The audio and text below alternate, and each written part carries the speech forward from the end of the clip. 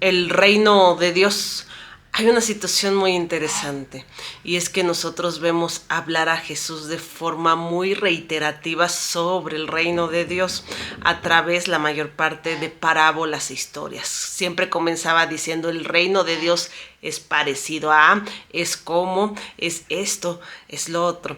Innegablemente llega una pregunta que podemos encontrar en los evangelios, las cuales vamos a ir verificando. Vamos a irnos a Lucas 17, 20, 21. Y dice así: preguntado por los fariseos, ¿cuándo había de venir el reino de Dios? Jesús le respondió y dijo: el reino de Dios no vendrá con advertencia, ni dirán: helo aquí o helo allá, porque he aquí el reino de Dios está entre vosotros. Todo este pasaje, sí, curiosamente se ha, dicho que es sobre los últimos días. Sin embargo, la parte interesante que nos hace reflexionar de forma más profunda es la última que dice Jesús: el reino está entre ustedes. ¿Cómo es posible que un reino futuro esté ahora mismo entre nosotros? En este momento entonces viene una pregunta muy interesante, y es entonces, si está entre nosotros, pues ¿dónde está ese reino? Bueno, muchos eruditos han querido decir que justamente está dentro de tu corazón, lo ven como forma simbólica, pero créanme, el reino de Jesús es todavía más tácito, más vivido, más real que todo lo que podemos nosotros entender con estos ojos carnales. Vamos a poner la escena inclusive como en un tono peliculesco, pero créanme cuando les digo que así puede estar pasando en estos momentos. Nosotros estamos viviendo carnalmente en esta tierra. Sin embargo, dentro de este momento existe una dimensión espiritual que para nosotros los humanos la mayor parte de las veces está negada. Es decir, interactuamos muy poco de este mundo al otro. Sin embargo, si yo, por ejemplo, pudiera meterme tal vez con unos lentes de visión espiritual, por decirlo de forma peliculesca como se los había anticipado, si yo me pusiera los lentes en estos momentos, podría ver un mundo espiritual alrededor de mí que antes no percibía. Tal vez podría ver justamente demonios, ángeles, una lucha espiritual, la presencia de Dios, la presencia de Satanás en todo el mundo. Vería tal vez como pequeñas iluminaciones en las personas que se están acercando a Dios, las batallas espirituales, los demonios susurrándote en el oído, esos pensamientos que se te cruzan poniéndote tentaciones, la gente cayendo, ellos riéndose y burlando, y sería como un mundo alterno. Sin embargo, créanme cuando les digo, existe un mundo espiritual y nosotros no somos los personajes principales, aunque siempre lo hemos querido ver. Es decir, la disputa espiritual que existe siempre ha sido entre Satanás queriendo tratar de adolecer y ganarle a Dios. Sin embargo, esa lucha ya fue dada, ya fue un ganador. Nunca fue un 50-50, es más, la lucha ya la tiene ganada. El problema siempre hemos sido nosotros que hemos vivido negados a esa situación espiritual, a esa visión espiritual, y que hemos pensado que el Dios que se nos muestra en la Biblia ha cambiado y que hoy no se manifiesta. Pero créanme cuando les digo, el problema no es Dios, el problema somos nosotros. Ahora bien, vamos a seguir desglosando y vamos a saltarnos unos versículos más adelante, porque Jesús dice algo muy interesante. Vámonos a ir ahora hasta Lucas 27, 28, 29, y dice así: asimismo como sucedió en los días de Lot, comían, bebían, compraban, vendían, plantaban, edificaban. Mas el día en que Lot salió de Sodoma, llovió del cielo fuego y azufre y los destruyó a todos. Todos conocemos esa historia de Sodoma y Gomorra, donde justamente, aunque no tengamos los detalles precisos en la mente, podemos reconocer que fue una ciudad pecadora en el cual llovió justamente fuego y se purificó. Inclusive si hoy en día podemos ver los vestigios de Sodoma y Gomorra, podemos darnos cuenta que existe en la zona justamente una salinidad enorme, que no hay vida, hay vestigios muy importantes, hay muestras del calor y del azufre y de todo lo que describía la Biblia, y justamente afectando parte del Mar Muerto. Y pues bueno, podemos ver cuestiones muy interesantes en Sodoma y Gomorra. Sin embargo, nosotros siempre también hemos estado esperando que estos relatos impliquen la segunda venida de Jesús, la tribulación y todo el fin de los tiempos. No sé por qué siempre a los cristianos y no cristianos han querido presenciar este momento, han querido presenciar el rapto o la venida de Jesús o algo. Sin embargo, si nosotros nos ponemos a analizar cuántas generaciones han pasado y todavía no llega ese momento, y créanme, no sabemos cuándo va a pasar, podemos deducir entonces que inclusive nosotros mismos también podemos vivir esta situación, porque de lo que habla Jesús es que unas personas están preparadas y otras no, que tú puedes pasar, es decir, tu vida tranquila en el pecado, diciendo Dios me lo perdona, yo ya me voy a la iglesia, yo ya hice mi profesión de fe y pues yo puedo seguir en el mundo disfrutando, tomando, haciendo, mintiendo, deshaciendo, y no va a pasar absolutamente nada. Y créanme, ustedes sí, no necesitan hacer nada, pero lo único que sí pueden hacer y deberían de hacer es decidir aceptar el amor de Jesús, para que Jesús haga todo en ustedes. Ceder su propia voluntad, ceder sus propios deseos, dejar que Dios interactúe con ustedes y por fin escuchar la voz de Dios, como en la Biblia, como lo hace Dios, como es Dios, porque nosotros somos los que realmente fuimos cambiando. Ahora bien, vamos a irnos todavía más adelante.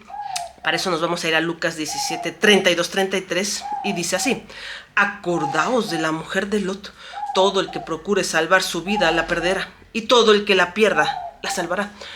Para muchos, el castigo de la mujer de Lot cuando ella voltea y se convierte en una estatua de sal puede parecer exagerado.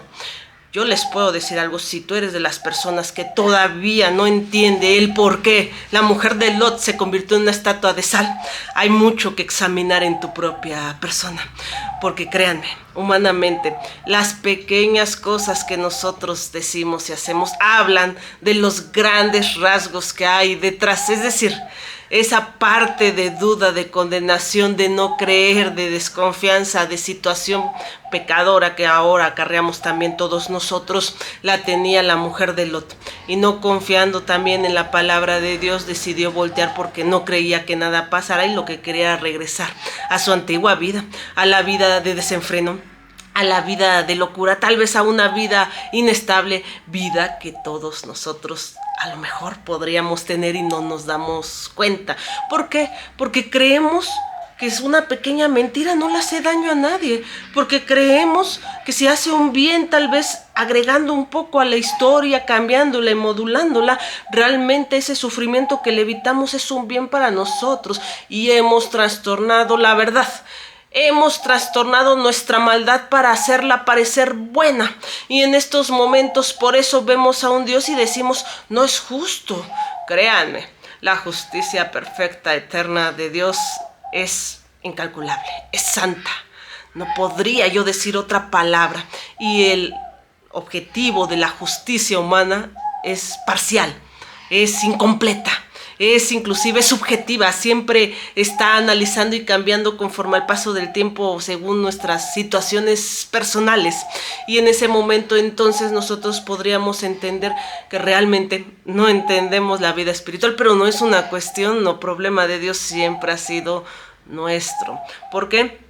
Porque díganme, ustedes a lo mejor se han puesto a pensar en algún momento y ha pasado por su corazón: yo quiero hacer un bien, ver la manifestación de Dios, tal vez con algún don espiritual, tal vez un milagro, que me hable a través de algún profeta, no sé, alguna situación particular, porque siempre estamos interesados en conocer el futuro, lo sobrenatural y demás.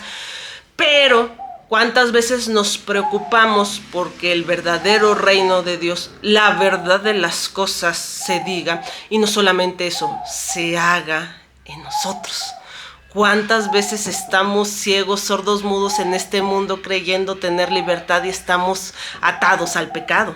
¿Cuántas veces hemos, por ejemplo, pues lamentado alguna situación, pero si la tenemos en casa, ahí sí es disculpable porque se trata de mis hijos, se trata de mi mamá, se trata de mi marido, entonces ahí cambia mi molde de la verdad, mi molde de ser bueno, mi molde de justicia, pero de todas maneras me creo bueno porque estoy defendiendo a mi familia, estoy defendiéndome yo y todo está bien, y créanme, ese es el peor engaño, la peor máscara que podemos tener todos.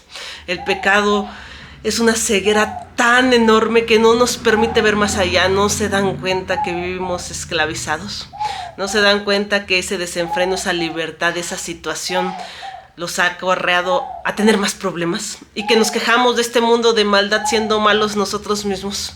Entonces, cuando Dios hablaba de ese reino, hablaba de que es más real, de lo verdaderamente real que nosotros pudiéramos creer sobre él, y que inclusive ese reino se manifiesta hoy en día, pero solo con un corazón entregado, un corazón que intente entender las verdades espirituales, un corazón que deje a un lado ese camino de maldad, que renuncia a él y que entienda justamente su propia perspectiva para poder ahondarla en los demás.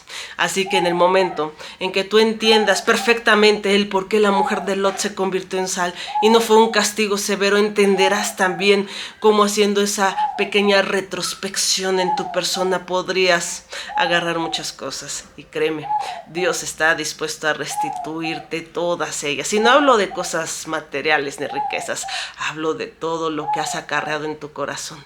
Esas tristezas, esos dolores, esos desánimos, esa apatía, esa situación de dolencia, de queja, de angustia, hasta de odio y de amor.